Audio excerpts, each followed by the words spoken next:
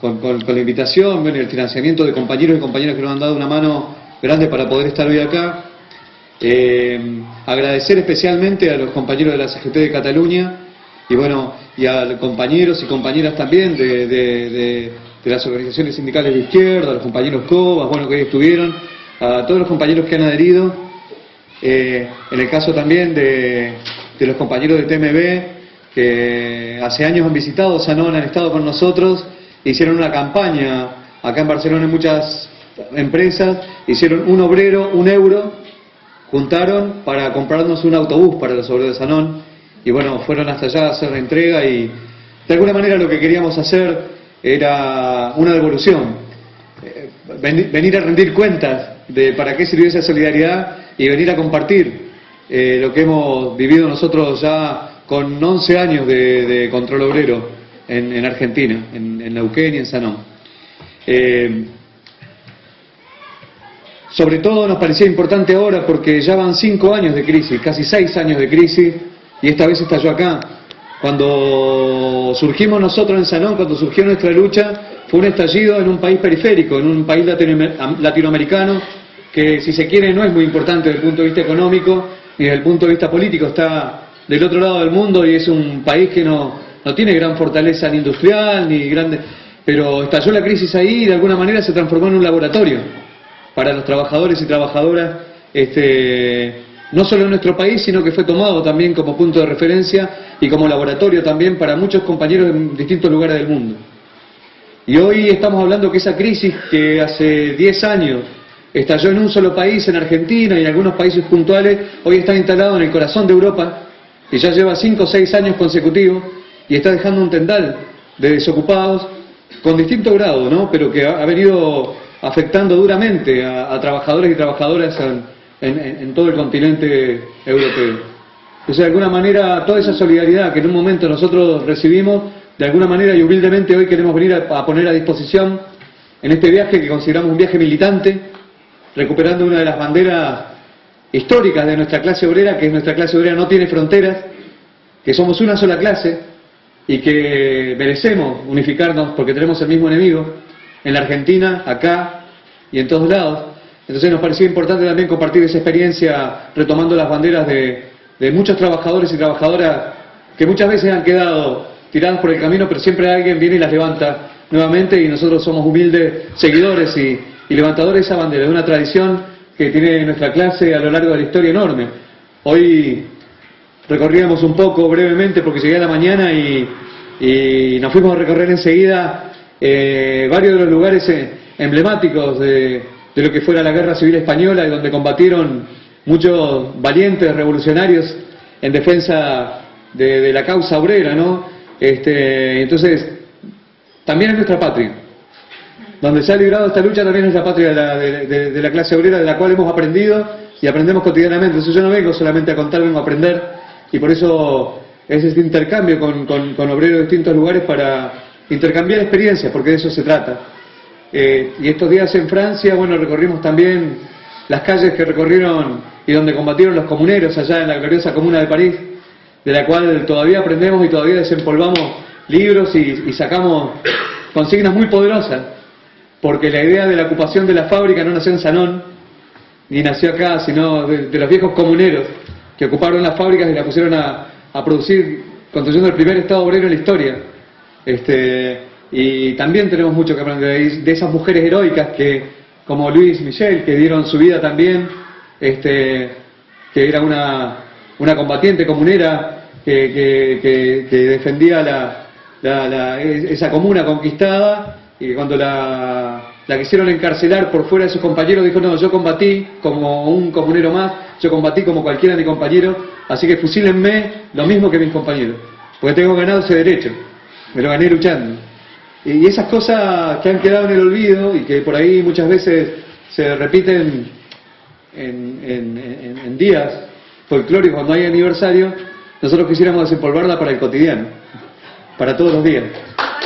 Entonces, no, decía esto porque nosotros, en última instancia, lo que está en discusión hoy nuevamente en esta nueva crisis capitalista que tiene carácter histórico, porque como decía Salvador, desde los años 30 que no se veía una crisis tan profunda y tan grande que afecte, y justamente encuentra a los trabajadores atomizados, encuentra a los trabajadores divididos, encuentra a los trabajadores sin una clara alternativa, por lo menos firme, consolidada, sólida. Y es muy importante por eso hacer esfuerzos enormes para buscar la unidad en la acción, esfuerzos enormes para tratar de rodear de solidaridad cada lucha obrera y cada lucha, porque es importante, porque va en el mismo sentido, y conocer las experiencias de compañeros y compañeras de distintos lugares del mundo, porque es la misma pelea, es la misma lucha. Yo les contaba, Sanón nace producto de una lucha más generalizada en Argentina. Estalla la crisis, hubo un corralito, le confiscaron los ahorros a muchos ahorristas, habían millones de compañeros ya desocupados en las calles, que empezaban a organizarse en movimientos de desocupados, en el movimiento, lo que se conoció como un movimiento piquetero, con distintas tendencias políticas, pero eran movimientos de desocupados que se organizaban en la última trinchera, digamos, ya fuera de la fábrica, para reclamar trabajo, o para reclamar subsidios, o para reclamar una salida. Y en el caso de las fábricas hubieron 2.000 fábricas que se cerraron, aproximadamente. 2.000, de las cuales unas 300 de una u otra manera fueron ocupadas por los trabajadores, con distinta suerte. Pero fueron solo 200 o 300, o sea, no se pudo evitar el cierre masivo. Nosotros cuando ocupamos Sanón lo hicimos pensando también en generar un movimiento fuerte de fábricas ocupadas y que pusiéramos un grito de guerra, decir fábrica que despide, fábrica que se cierra y se pone a producir bajo control obrero. Esa fue nuestra consigna en ese momento, y para eso convocamos también a todos los compañeros de los movimientos desocupados, convocamos a los compañeros de la otra fábrica a lanzar un gran movimiento nacional con esta consigna. Esto lo que hizo fue que lograra el apoyo de mucha gente común de la comunidad, del pueblo en general, que veía que la lucha obrera tenía una causa muy justa, que era evitar la desocupación, que estábamos peleando por el empleo y que estábamos peleando para que no terminen de destruir la economía. O sea, vieron en un sector de trabajadores el hecho de ver una salida. O sea, ante los despidos, las suspensiones y todo, vieron que podía haber una alternativa, y por eso se generó un movimiento que no fue solo de solidaridad, y esto me parece muy importante como concepto, sino fue de pelea en común. Nosotros no solamente dijimos apóyennos en la ocupación de nuestra fábrica, sino que nosotros dijimos peleemos juntos por trabajo genuino, peleemos juntos en defensa de la educación pública, peleemos juntos para que las fábricas se pongan al servicio de la comunidad. Por eso nuestra consigna al inicio y durante años, y hasta el final, no fue una salida individual de nuestra fábrica, sino fue más bien generar un movimiento militante para dar una respuesta desde los trabajadores a la crisis. Y en este sentido me parece muy importante esto, porque estos días, y bueno, ayer participaba de una asamblea de compañeros de Onlé, una fábrica de 2.500 obreros que producen partes de Peugeot y Citroën.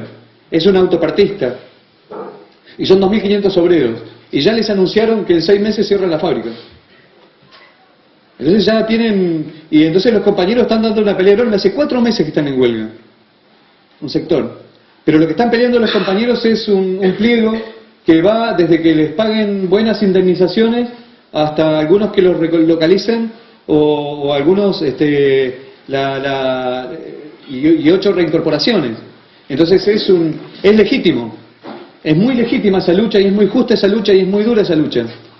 Ahora el tema es que eso va pasando en cada fábrica, y hasta ahora lo que no hemos tenido es un punto que nos permita unificar en una lucha común, que ha sido una consigna muchas veces, es decir, que la crisis la paguen los capitalistas, pero esa tiene que tener una consecuencia de poder decir ningún despido más, ningún cierre de fábrica más.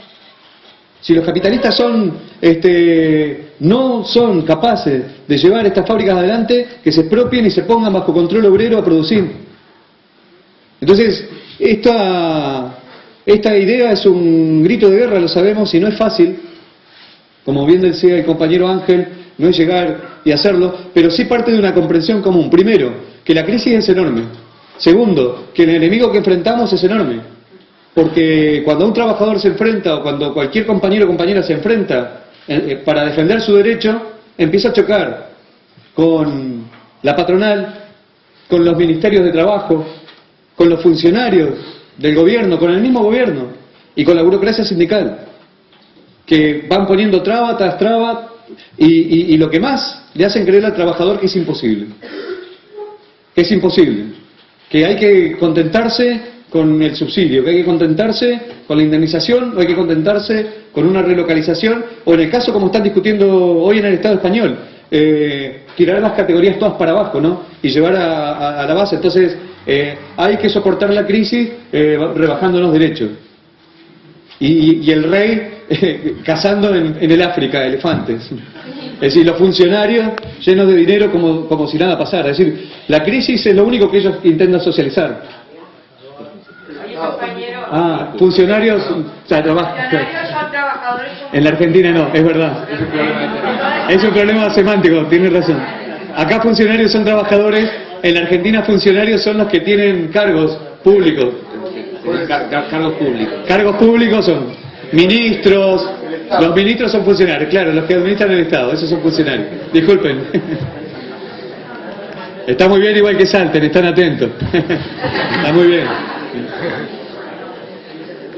Entonces, no, porque justamente lo que queremos nosotros poner en cuestión es que cuando ellos hablan de crisis es que están ganando unos euros menos, en todo caso, en el peor de los casos. Pero yo, ¿de qué crisis puedo hablar? Que es una de las familias que tiene las cuentas en Suiza más grandes del mundo. ¿Qué crisis puede tener Walmart, la Coca-Cola? ¿Qué crisis pueden tener? Empresas imperialistas que están en todo. ¿Qué crisis pueden tener? Ahora, sin embargo, hablan de crisis y los gobiernos siguen hablando de crisis y los no funcionarios, sino los... ¿Cómo se dice? Los ministros, los que ocupan cargos públicos repiten lo mismo y diciendo hay que tener austeridad, hay que rebajarse, pero la única rebaja siempre es para el trabajador y la única rebaja siempre es para el trabajador y las familias obreras. Bueno, eso fue lo que pusimos en cuestión en última instancia del Sanón. Y sabíamos que la lucha iba a ser muy dura, comprendimos que la pelea iba a ser muy dura, por eso no nació de la noche a la mañana. Nosotros cuando recuperamos la comisión interna recién en la fábrica, una fábrica de 300 compañeros, 350, había mucho miedo y había mucha división. Estaban los que estaban efectivos, estaban los contratados, empresas terciarizadas, era un desastre. Compañeros que ganaban más, diferencia salarial. Entonces, el primer compromiso dijimos igual trabajo, igual salario. Lo primero que dijimos, unidad de las filas obreras, igual trabajo, igual salario. Una vieja consigna, no sé de qué año, de 1800 por lo menos, ¿no? Pero viejísima y elemental. Sin embargo, a esta altura y con esta tuvimos que desempolvar esa consigna y ponerla nuevamente en el tapete y fue un gran motor. Porque eso unificó al compañero contratado con el viejo compañero de la fábrica, al inmigrante con el compañero nativo, y fue una consigna que unificó. Asamblea para decidir, igual trabajo, igual salario. Ningún dirigente cobra un centavo más o un euro más que ningún trabajador. Rotación en los cargos. Es decir, si una asamblea te vota, una asamblea te puede destituir. Es decir, poner a disposición de la asamblea de los compañeros en forma permanente nuestro cargo, nuestro puesto. Entonces eso lo que fue motivando fue confianza en los compañeros. Porque sabía si uno se iba del camino, era automáticamente cambiábamos. Sin más. Entonces eso nos fue haciendo ganar en confianza. Y después también la comprensión de que la unidad de las filas obreras no terminaba en el portón de la fábrica. En el portón de la fábrica empieza la vida. Entonces dijimos que en el portón de la fábrica habían hermanos desocupados, que también eran parte de nuestra clase. Y teníamos que también tomar sus consignas, también tomar sus reclamos. Entonces también tomamos las banderas del trabajo genuino que reclamaban los compañeros de los movimientos piqueteros. Y no solamente tomar las consignas en un papel, sino movilizarnos junto a ellos. Y entonces organizamos muchos piquetes y muchas movilizaciones en conjunto. Iba la bandera de Sanón y iba la bandera de los compañeros desocupados juntos. Cuando nos reprimían ya los compañeros desocupados no estaban solos. habían obreros que iban a buscarlos a las puertas de la comisaría. Se dio el caso típico de una vez hicimos un corte de 12 horas en unos puentes que unen dos provincias, Neuquén y Río Negro, y le hicimos los obreros de Sanón con el MTD, Movimiento de Trabajadores Desocupados de Neuquén, dos movimientos grandes. Bueno, el gobierno estaba muy molesto con este corte, esperó a la desconcentración, y cuando nos desconcentramos salieron las columnas de obreros de Sanón, y la última que salió fueron de compañeros del MTD, y cuando iba saliendo la del MTD, a ellos los emboscó y solamente los reprimió y los encarceló, los llevó detenidos solamente a los compañeros desocupados. Y a los obreros de Sanón que habían partido recién los dejó. ¿Y cuál fue el mensaje de la policía? ¿Ven? Ustedes luchan junto a los obreros de Sanón, pero cuando ellos arreglen el problema en su fábrica, ustedes no van a importar más. Fue una crisis. Y a los obreros de Sanón el mensaje fue: ven, si ustedes siguen en la calle cortando, usando los métodos de los desocupados, cortando la ruta, le va a pasar como a ellos. Hoy ustedes los respetamos porque son obreros, pero si mañana siguen cortando, les va a pasar igual que a ellos. El gobierno actuó con una cuña para dividir justamente a los compañeros ocupados de los desocupados. Y nosotros discutimos, se habían ido los obreros, empezamos a llamar por teléfono y dijimos: vamos a buscarlo a la comisaría. ¿Comisaría? ¿Es el mismo nombre? Bien. No quiero seguir cometiendo errores. Porque lo próximo vuelve el sillazo. Entonces lo fuimos a buscar y fuimos con un grupo de obreros de Sanón, buscamos al abogado del sindicato también y todo, y empezamos a reclamar y no, decían no, porque hay muchos desocupados que tienen causas por robo, por haber roto algo y todo, entonces es diferente a ustedes. Y bueno, y con un grupo importante de compañeros de Sanón nos metimos adentro de la comisaría y dijimos: vinimos a buscar a nuestros compañeros, y si tienen que reprimirnos, nos reprimen a nosotros también. Así que esa noche, a las 2 de la mañana, logramos la liberación de todos los compañeros.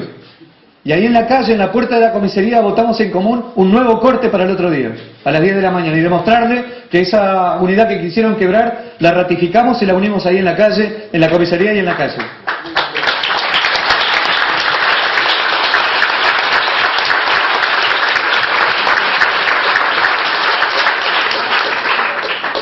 Todo esto era preparativo, porque todavía esto no estaba la ocupación de la fábrica puesta en producción. Eran tiempos previos, eran tiempos de lucha, donde salían unos sectores, otros no. Se dio otro caso con los compañeros estudiantes. Habían compañeros de agrupaciones de izquierda que iban a la fábrica siempre a dejar algún volante, un boletín, y algunos obreros se escuchaban y otros no. Y ya eran parte, bueno, todo bien, pero bueno, a algunos obreros no les gusta, o por ahí les molesta, o por ahí no les cae bien, y algunos recibían un material, pero los chicos iban siempre ahí, y para nosotros estaba muy bien, digamos, y con los compañeros que integrábamos la Marrón siempre alentábamos eso y charlábamos con ellos. Bueno, ellos tuvieron un proceso paralelo, que mientras estaba la lucha de Sanón, que duró mucho tiempo, en la universidad también vinieron recortes, y hubo un proceso de reforma educativa donde iban a privatizar parte de la educación. Y entonces los estudiantes empezaron con movilizaciones y nosotros muchas veces los acompañábamos, y muchas veces los acompañábamos y les ayudábamos a hacer la seguridad para que no hubiera represión. Y también llegaron ellos a la ocupación de la universidad. Y bueno, y cuando ellos tenían amenaza de desalojo, llamaban a los obreros de Sanón para que fuéramos. Y era impresionante. Y bueno, y los estudiantes también hicieron una campaña en la universidad que pasaron aula por aula, haciendo una campaña de solidaridad, porque nosotros era un momento que teníamos hambre, no cobrábamos dinero y vivíamos de una olla popular y de juntar alimentos. Entonces juntaban alimentos en las aulas de la universidad y lanzaron una campaña: un estudiante, un peso por los obreros de Sanón. Es como si hoy se dijera: un estudiante, €1 por una lucha particular, ¿no? Entonces se fue haciendo conocido y nos llevaban a nosotros a la universidad para que hablásemos frente a los estudiantes. Y para muchos obreros era muy difícil, porque te parabas en un aula y no sabías qué decir. Con el tiempo no nos pueden callar, como ahora. Pero nos pasaba que era gracioso, porque a veces íbamos a la universidad con nuestras camisas de grafa y mientras esperábamos para entrar a un aula, venía algún estudiante y nos decía: ¿me puedes limpiar el aula que tenemos una clase? Porque pensábamos que éramos trabajadores de la universidad. Y a veces nos llevaban a dar una charla y decíamos: no, nosotros vamos a dar una charla. Y bueno, si quieres te ayudo igual, pues podemos hacerlo. Pero fue también donde en Neuquén y en Argentina empezaron a piezas de grafa, ropa de trabajo, overoles, dentro de las universidades nuevamente. Y esto para nosotros fue muy valioso. Esa unidad obrera estudiantil, este lunes se cumplieron 45 años, yo creo que muy pocos se acuerdan, 45 años el aniversario del Mayo francés. Cuando se lanzó esa huelga general, producto de las primeras revueltas estudiantiles, y donde luego salió una huelga general que unió en barricadas obreros, estudiantes, y salieron todas esas consignas inspiradoras que hasta el día de hoy mantienen su vigencia.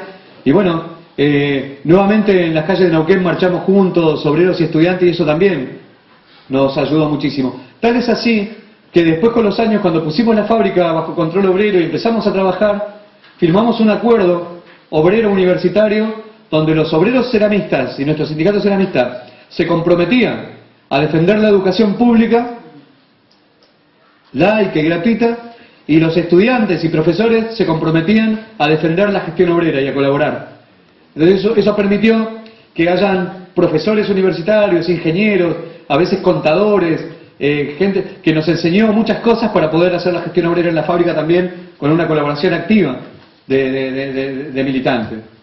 Por ejemplo, en un momento una jueza dictaminó, porque hubo una denuncia patronal, que Sanón, al estar ocupada por activistas, decían, y que no saben trabajar y todo, y que son muy irresponsables, puede volar la fábrica y dañar todos los barrios alrededores porque puede explotar, porque se usa mucho gas. Bueno, esto en mucha gente entró el discurso, porque mucha gente se puso a pensar, es verdad, son obreros. Entonces decían, y dijo la jueza, mandó una orden que con la policía, la gente de la empresa de gas y todo, se hicieran presentes en la fábrica y cortaran el gas, hasta que se solucionara la situación. Que nos corten el gas era como que nos hagan un torniquete y no dejen circular la sangre, no podíamos trabajar más. Entonces nosotros dijimos no, entonces hicimos varias cosas. Primero una presentación judicial tratando una común, hizo un compañero abogado tratando de revertir eso. Nosotros dijimos, hagamos una guardia obrera, no vamos a permitir que nadie venga a cortarnos. Entonces se apostaron compañeros, cercamos, hicimos una cierta barricada alrededor de donde estaba la llave de gas, apostamos compañeros, nos apostamos ahí, dijimos no pasarán, nos quedamos ahí. Y por otro lado dijimos, los compañeros de la universidad.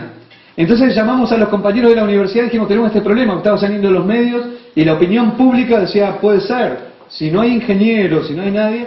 Y bueno, entonces llamamos a la solidaridad de los estudiantes y a los ingenieros universitarios militantes que habían dado una mano, y prácticamente se hizo un desfile de ingenieros por la Sanón, recorriendo diciendo que estaba todo maravilloso, que mientras estuvieran los obreros, esa fábrica estaba garantizada que no iba a hacer ningún daño, ni a los obreros ni a la comunidad. O sea que, y la jueza, ese pequeño escrito que habían presentado, que eran 4 renglones, sacó una resolución diciendo, no, está todo muy bien, el gas les pertenece porque están ocupando la fábrica en defensa propia, así que habilitó con una resolución judicial que podíamos tener el gas. Pero nadie se engaña que fue voluntad de la jueza, ¿no? Sino que fue la relación de fuerza que se fue creando hasta que la misma jueza que firmó a la policía intervenir tuvo que firmar que el gas lo teníamos nosotros y era nuestro.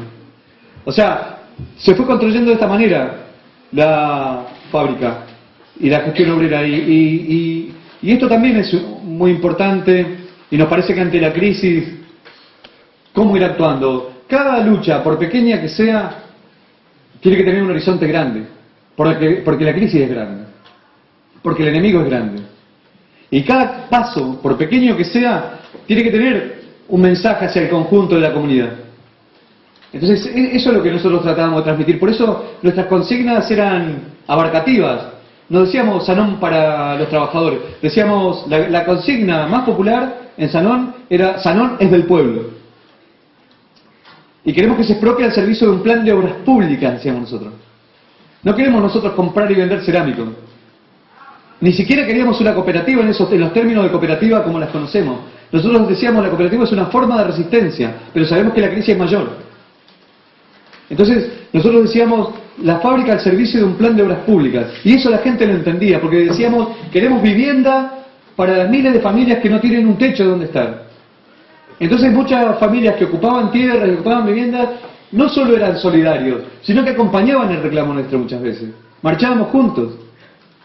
Y cuando la gente sin tierra y que por ahí ocupaba lugares, nosotros también llevábamos nuestra solidaridad. Por eso no es nuevo para nosotros esto. Íbamos. Y entonces se iba generando todo alrededor de Sanón una situación solidaria muy, muy importante, digamos, donde los trabajadores de alguna manera mostrábamos una punta de salida, un horizonte de salida mucho más profundo.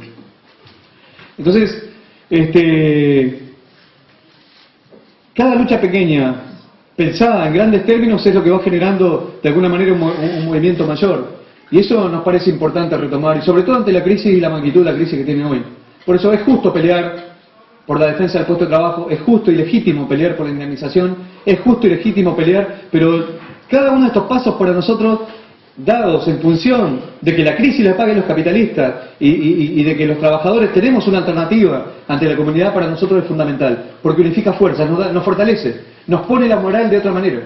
Nosotros cuando teníamos represión o reprimían a los compañeros del MTD, los compañeros desocupados, nosotros siempre denunciábamos una vieja consigna del Mayo francés también, que dice que las cárceles están pobladas de hijos del pueblo, de hijos de trabajadores, que en las cárceles no vemos a ningún corrupto, no vemos a ningún gobernante, no vemos a ningún burócrata, por más corrupto y estafador que sea. Las cárceles están llenas de gente pobre, de gente humilde, de hijas de trabajadores. Siempre lo decíamos. Y en los enfrentamientos con la policía muchas veces decíamos, ellos cumplen el rol de defenderle los intereses a los capitalistas. Basta. Y pasó algo muy profundo que a nosotros nos cruzó, porque nosotros decíamos esto con la plena convicción. Pero cuando estábamos con una olla popular en la puerta de la fábrica, estuvimos meses antes de poder ocupar y poner a producir, estábamos una vez y llegan un par de familias y nos dicen, porque está Sanón, atrás de Sanón, cerca de Sanón, hay una cárcel enorme, una cárcel de máxima seguridad.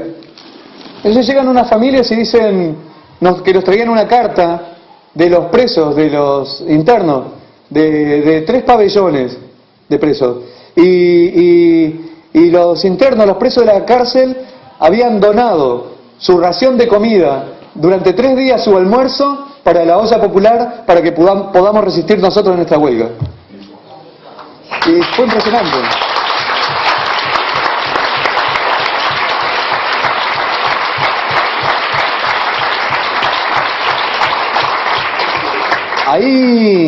Ahí nos dimos cuenta nosotros que estábamos tocando una fibra muy íntima, que estábamos tocando una raíz profunda, que nuestra lucha no era superficial, que nuestra lucha no era de momento.